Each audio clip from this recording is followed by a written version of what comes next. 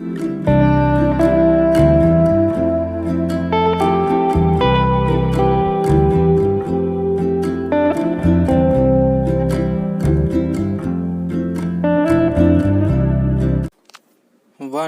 2 3 start.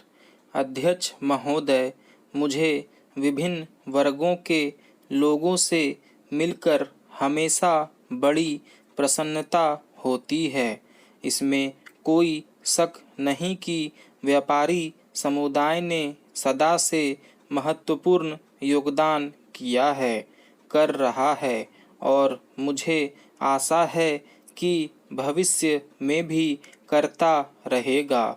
मैं समझती हूँ कि दो मुही नीति में, जैसा कि अध्यक्ष जी आपने कहा, कोई विरोधाभास नहीं है।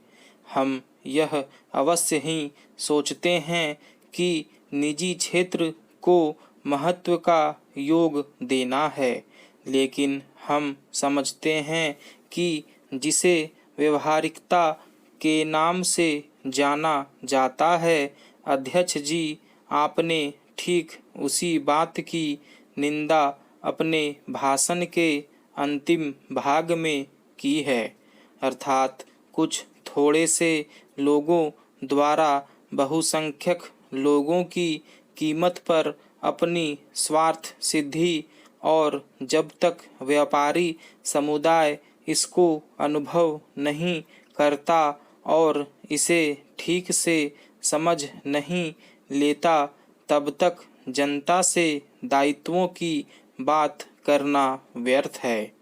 व्यवहारिकता की चर्चा से क्या लाभ, अगर हमें यह न पता हो कि देश का हित किस बात में है। उत्पादन की जरूरत की चर्चा करने से क्या लाभ, अगर हम यह न समझें कि उत्पादन किस लिए किया जा रहा है। क्या हम केवल उत्पादन के लिए उत्पादन करना चाहते हैं, या हम इसलिए उत्पादन करना चाहते हैं जिससे हमारे यहाँ के गरीब से गरीब आदमी के रहन सहन का स्तर सुधरे। आपने अपना भाषण निराशावाद से शुरू किया और वही स्वर उसकी समाप्ति पर भी थी, लेकिन मैं आपसे सहमत नहीं हो पाऊंगी। मैं सोचती हूँ कि देश में आज उत्साह का वातावरण है।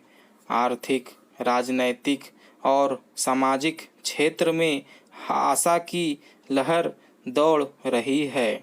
मैं समझती हूँ कि भारत स्वतंत्रता के बाद प्रगति की ओर बढ़ने और तेजी से बढ़ने के लिए जितना आज कटिबद्ध है, उतना पहले कभी नहीं था। हमारी राह में बहुत सी बाधाएं हैं। मैं पूछना चाहती हूँ, क्या ये श्रमिकों की समस्याएं, जातियों की समस्याएं, भाषाई समस्याएं ऐसी है जिनका सामना विश्व के प्रत्येक अमीर देश को नहीं करना पड़ा था? क्या शांति और व्यवस्था का मामला ऐसा है जो केवल भारत के सामने ही है? क्या अमेरिका या विश्व के किसी भी अन्य देश को इसका सामना नहीं करना पड़ रहा है? हम जब इन प्रश्नों से टकराएं तो हमें यथार्थवादी होना चाहिए। व्यापारी समुदाय को यह सीखना है कि वह अपने ही राष्ट्र की छवि धूमिल न करे। अध्यक्ष महोदय, आपने हमारी निजी क्षेत्र की साख गिराने के लिए निंदा की है। क्या मैं आपसे अनुरोध करूं कि आप पिछले वर्षों के उन तमाम भाषणों को जो दिए गए हैं और जिन्हें सुनना पड़ा है देखा जाए, जिसमें सार्वजनिक क्षेत्र की निंदा की गई है, क्या आपको यह नहीं लगा है कि सार्वजनिक क्षेत्र का अपना योगदान है और हमारे देश को सार्वजनिक क्षेत्र ने ही यह ढांचा दिया है जिसके कारण हम अपनी रक्षा कर पाए हैं और आप सबकी निजी क्षेत्र की सहायता कर पाए हैं। आप यह न भूल जाएं कि निजी क्षेत्र इसलिए आगे बढ़ पाया है कि सरकार ने उसे संरक्षण दिया है, उसकी सहायता की है।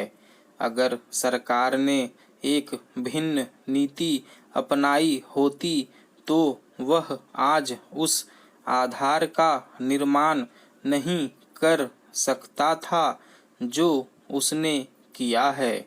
इसलिए आपको और हमको अपनी समस्याओं को देश के व्यापकतर परिप्रेक्ष्य में देखना है।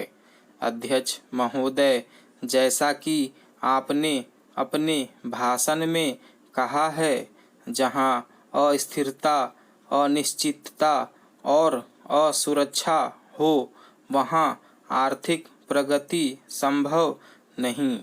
ऐसे वातावरण में और अधिक आर्थिक समता लाने की कोई भी कोशिश ज़्यादा आगे नहीं बढ़ पाएगी और कानून तथा व्यवस्था के भंग होने की प्रत्येक स्थिति में अमीरों की अपेक्षा गरीब लोगों को कहीं ज़्यादा कठिनाई इसमें होती है।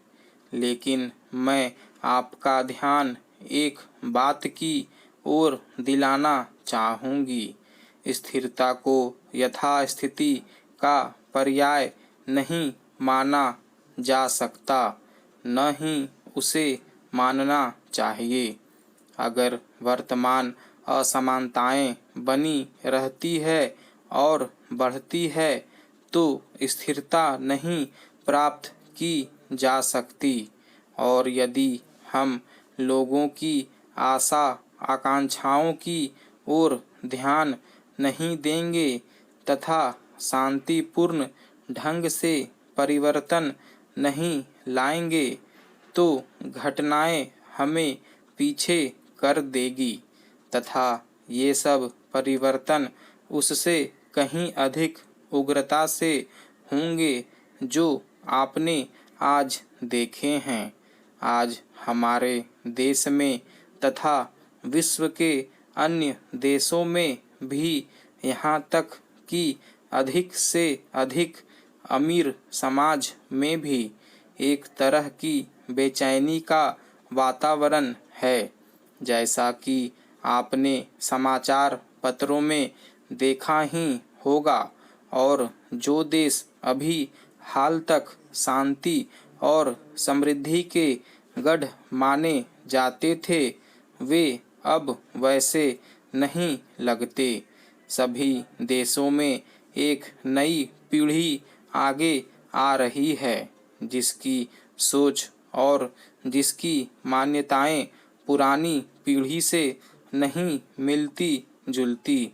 हमें बदलते हुए समयानुकूल बनना है। स्टॉप।